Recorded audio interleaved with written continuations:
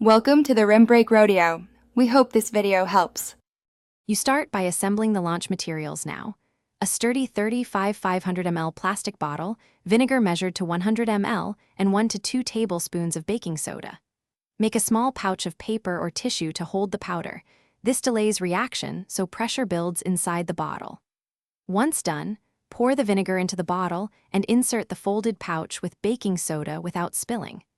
Make sure the cap is ready to apply a quick seal. This timing controls thrust and height. Once the pouch is inside, you need to create the pressure safely. Cap the bottle firmly or use a cork with a pull string release. Invert the bottle onto the launch pad so gas accumulates at the top. This traps CO2 until eruption. You'll feel resistance as carbon dioxide inflates the bottle. This is the energy converting to thrust. Make sure to step back to a safe distance and keep hands clear, because once the seal gives, the gas will vent quickly and propel the bottle upward. You trigger the launch by releasing the seal and then move back immediately to observe the flight path. After landing, approach only when pressure is fully gone and the bottle is cool. Inspect for cracks. If nothing happened, make sure the cap was airtight, the pouch dissolved properly, and your measurements were adequate. Small errors stop pressurization.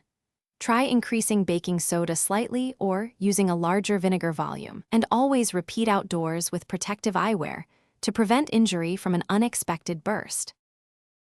Thanks for watching. Consider subscribing if we helped you.